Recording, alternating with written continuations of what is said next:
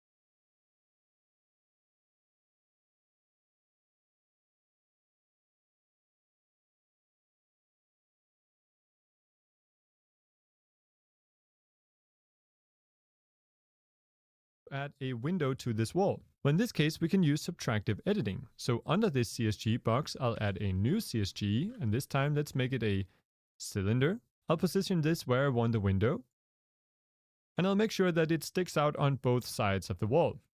Then to subtract this from our box, we simply change the operation from union to subtraction. And as you can see, we have a round window. And we can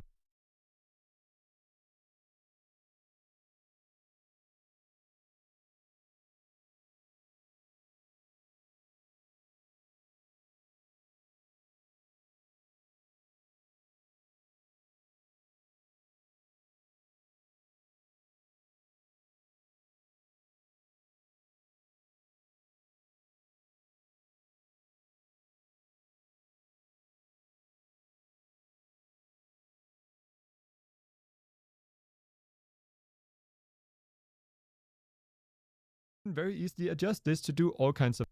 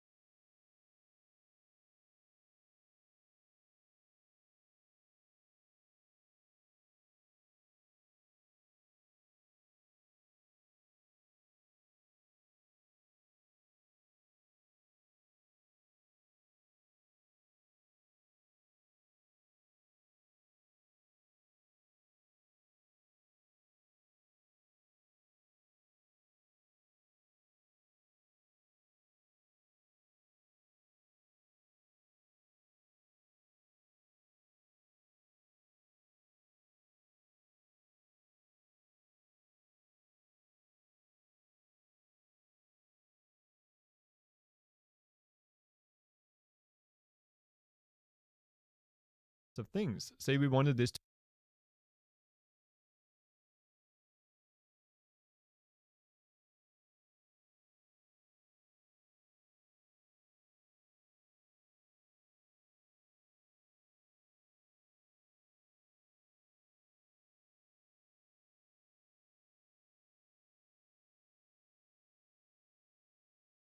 to be kind of an archway instead. I would simply drag this down and scale it. This CSG box, I'll add a new CSG.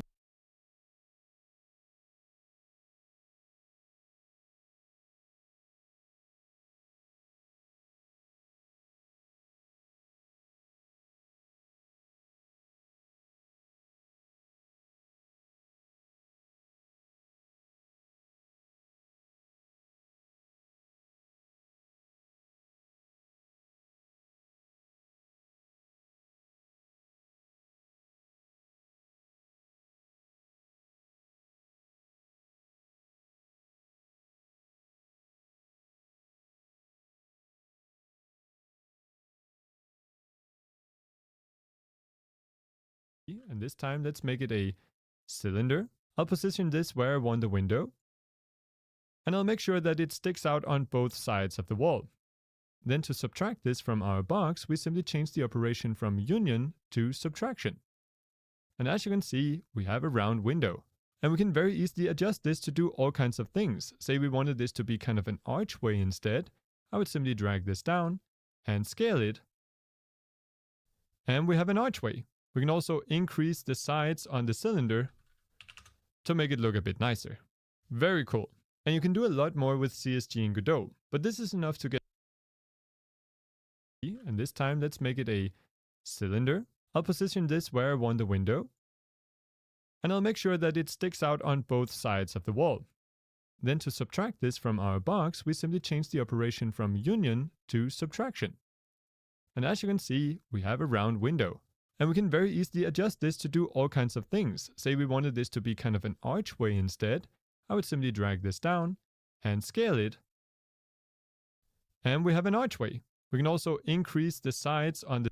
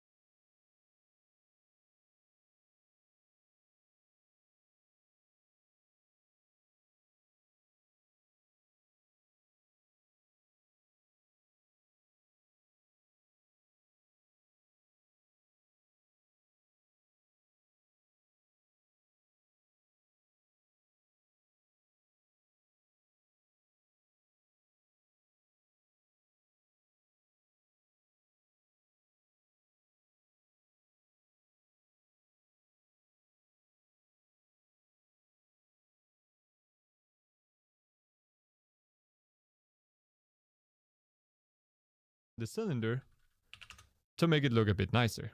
Very cool. And you can do a lot more with CSG and Godot, but this is enough to get started. So let me put together a quick prototype using these techniques. Oftentimes when making levels, I will go to the top right here and click on the axes to change to that view. Just a really nice way to view everything from the side or the top. And to exit, I just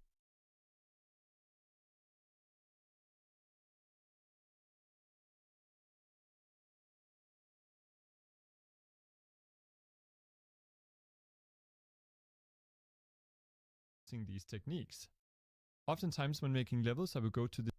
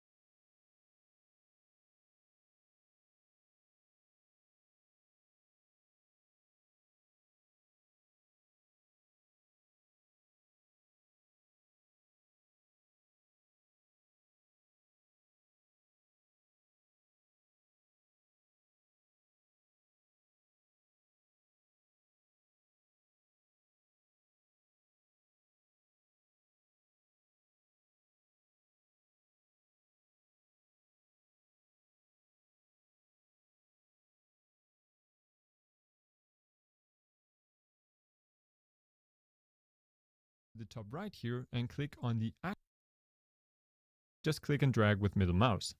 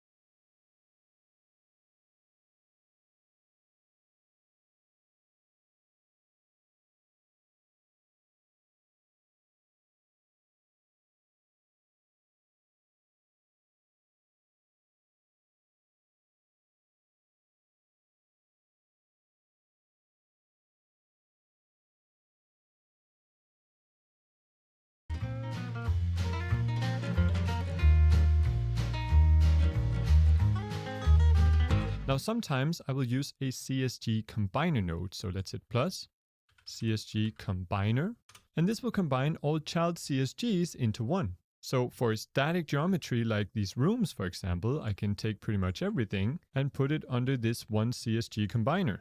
Just remember to check use collision on that node since everything is now one. And so geometry like these rooms, for example, archway instead, I would simply drag this down and scale it. And we have an archway. We can also increase the sides on the cylinder to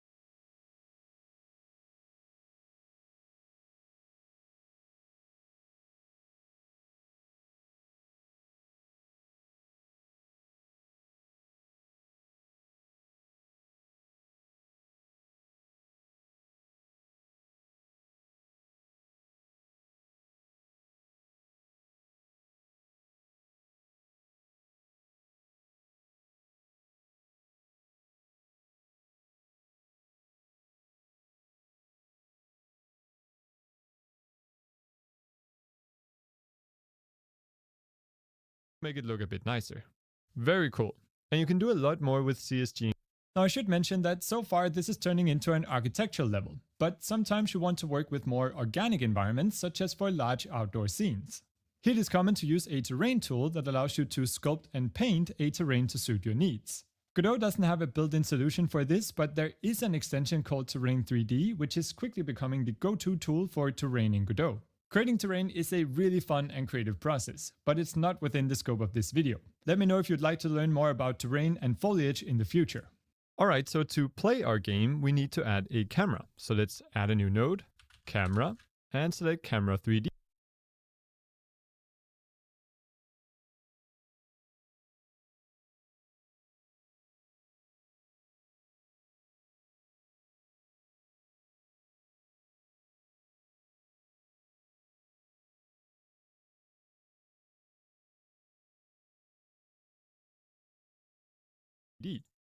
I'm gonna move it over so that it can see our level and rotate it down. Remember, we can always preview it by selecting this toggle. Cool, so the camera now has a view of our level. And if we now click to play or press F5, it will ask us to set a main scene. We'll hit select current, and our level looks not very exciting, even for a gray box. That's because by default,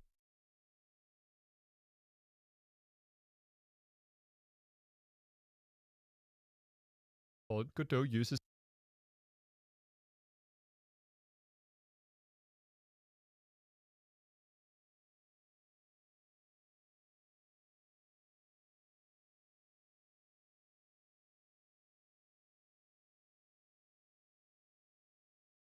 a preview sun and environment in the scene view, but not when running the game.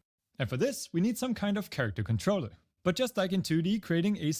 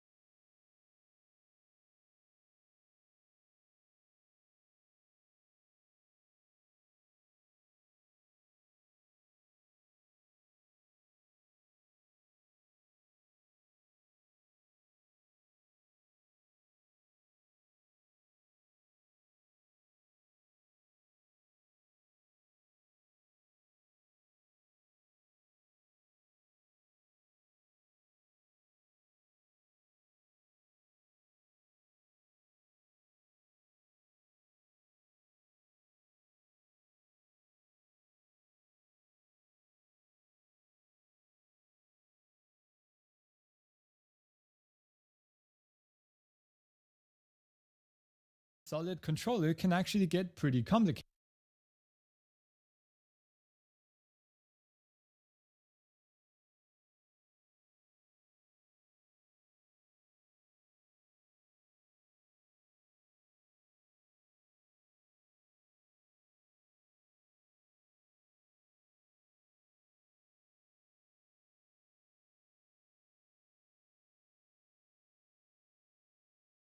And the needs of the controller entirely depends on the game that you're making. Is it first person or third person? Does the camera move freely or is it bound to a character? Do you need jumping, double jumps, wall jumps, stairs, slope, sprint, crouch, prone, swim, attack while swimming? It's too much.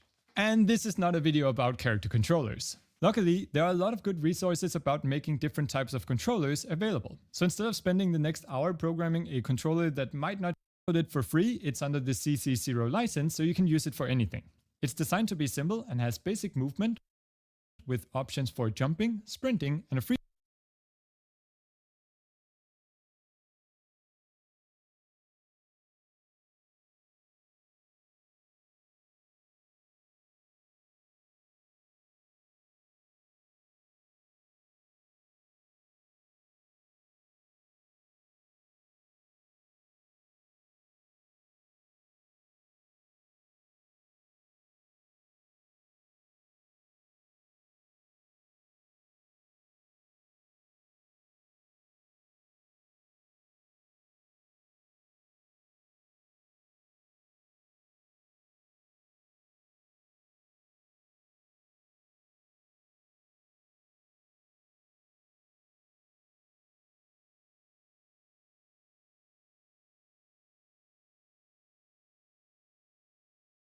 axes to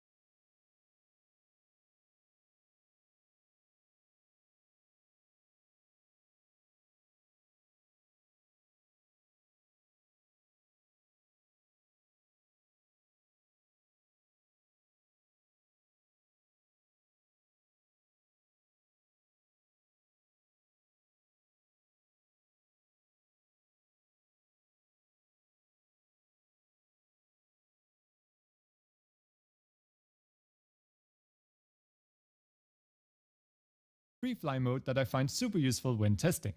To import, simply take the proto controller folder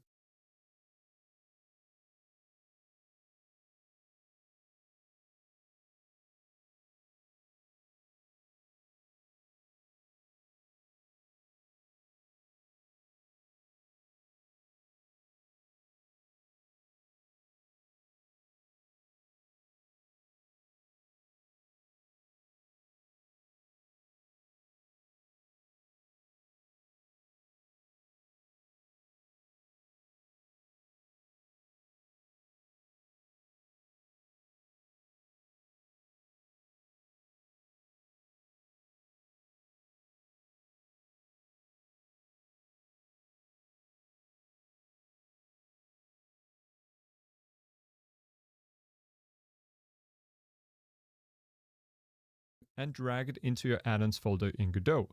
If you don't have an add-ons folder, you can simply go ahead and create a new folder, name it add-ons, and now we can drag our proto controller in there. And that's it.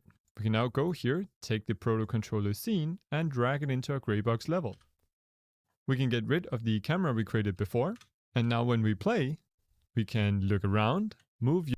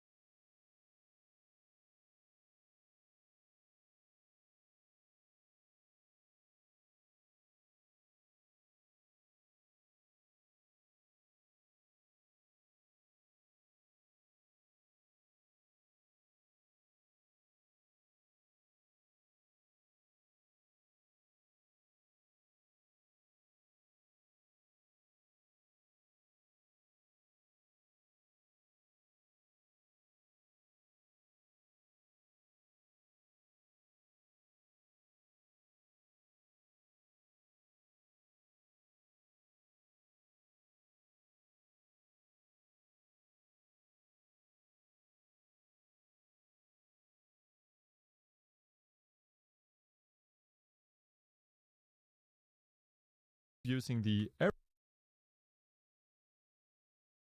arrow keys and even jump using space. To get control of our mouse back, we hit escape.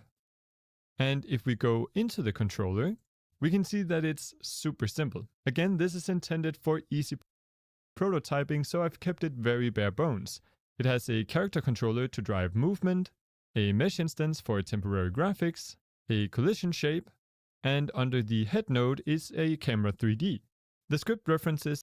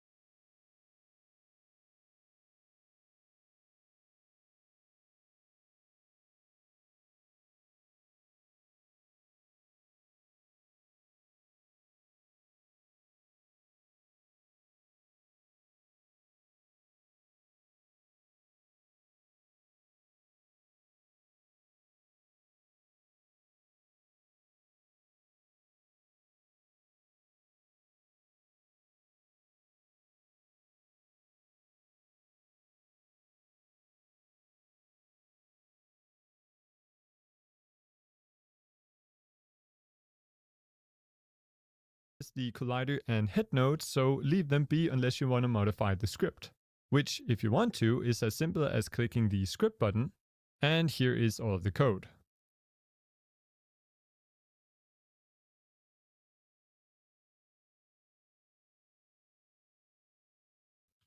So that's how we can start prototyping and building functionality for our 3D game. Because there's more to 3D than just making the game really ridiculously good looking. But that's fun too, and graphics is probably the biggest difference between 2D and 3D development. So welcome to Giraffix Park. When working with 3D graphics in Godot, I think most of the work fall under 3 main pillars that all contribute to the look of our game. I like to call them the 3Ds of 3D graphics. First we have the assets, the models with textures and materials that we place in our scene, the lighting, the lights that we set in our scene, and the environment, the rendering choices we make that affect our scene. If the look of a game isn't working, it's probably because one or more of these pillars or Ds isn't doing what it should. You could of course argue that shaders and VFX need their own pillars, but for the sake of keeping the scope of this video just somewhat reasonable, we'll skip those topics entirely. Plus, the 5 Ds of 3D graphics just sound silly. So let's begin by having a look at importing and setting up 3D assets in Godot, and then we'll move on to lighting and environment. Now this is where I see a lot of people get confused, and that's understandable. When it comes to 3D assets, there's often a lot of terminology being thrown around. If you're a 3D artist, you need to know what kinds of assets and formats Godot expects so you can best tailor your workflow to fit. But even if you're not a 3D artist, it's important to have a solid understanding of what these terms mean, so you can implement assets created by others correctly in the engine. So just to make sure that we're all on the same page, here's a 1-minute overview of all the things that make up a common 3D game asset. If you have experience creating 3D assets already, feel free to skip ahead exactly 1 minute. The shape of our model is called the mesh. It's the actual geometry or polygons that make up the object.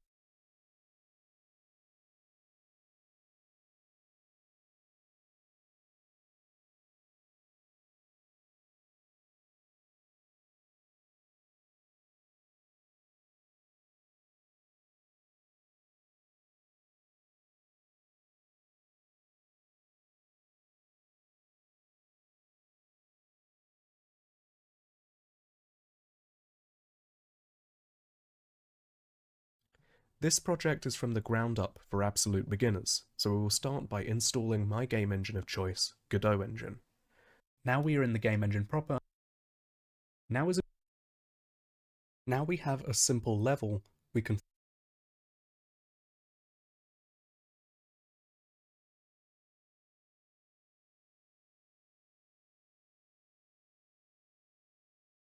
focus on getting our player character a cinematic counterpart. In the search bar, find Rigid Body 3D, select it, and click Create. Now we can see our Rigid Body 3D in the scene tree. Double-click on the node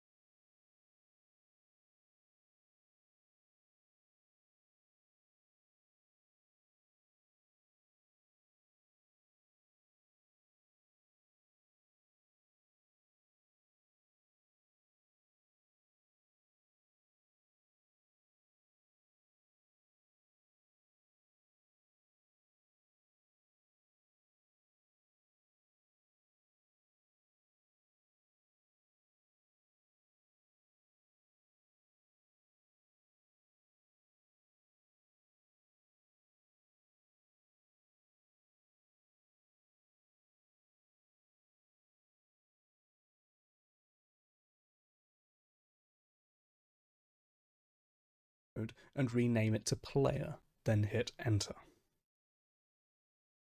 When you create a body node in Godot, to make them interact with other nodes and the physics of the engine, we need two things: a mesh, so we can see the body, and a collision shape 3D.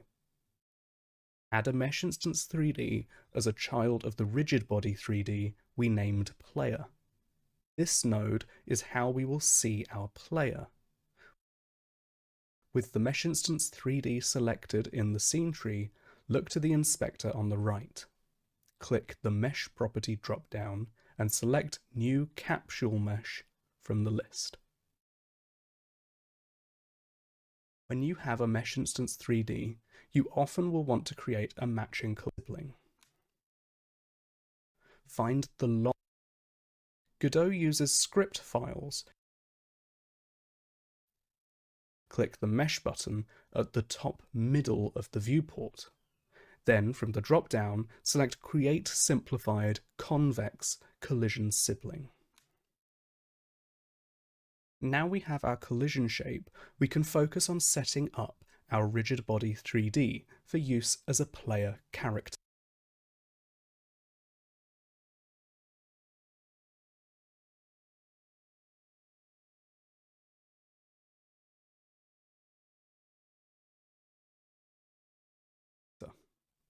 Select the rigid body 3D player in the scene tree, and in the inspector, find the lock rotation property and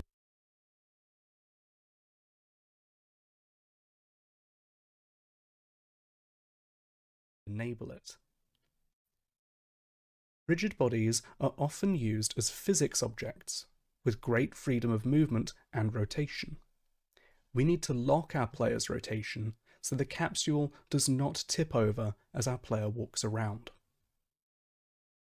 Godot uses script files to give instructions, which is an icon of a little scroll of paper and a green plus. This will open a contextual window for creating a script file.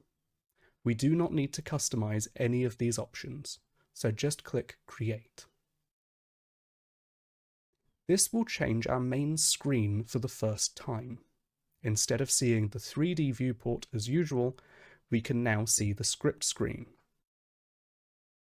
Select the Attach Script option.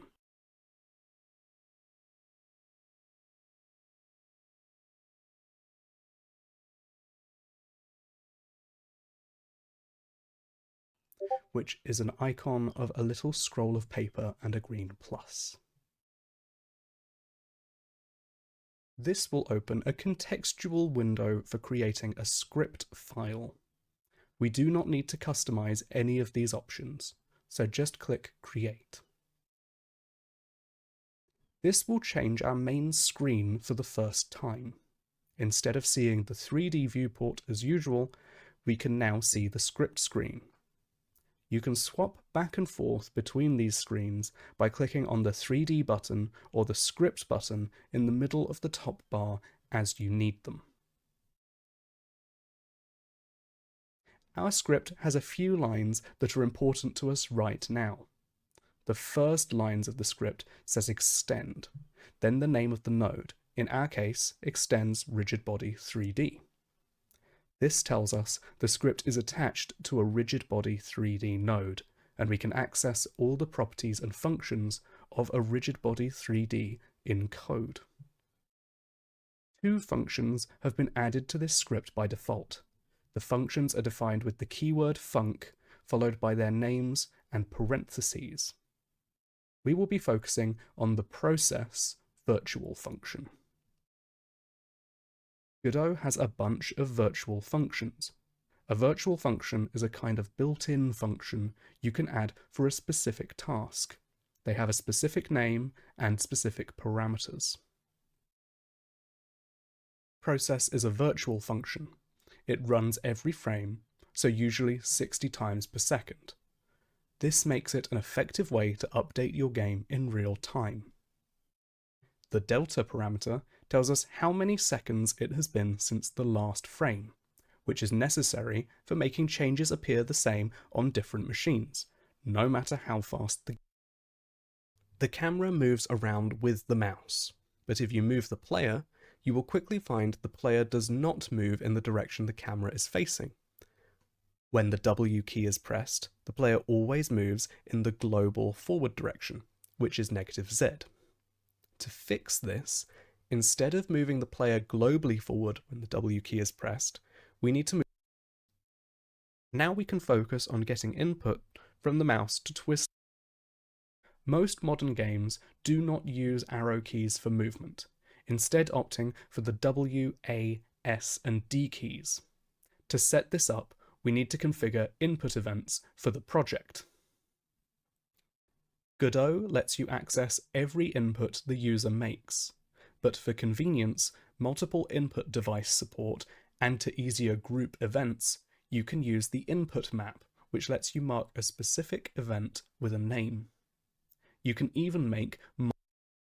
The camera moves around with the mouse, but if you move the player, you will quickly find the player does not move in the direction the camera is facing.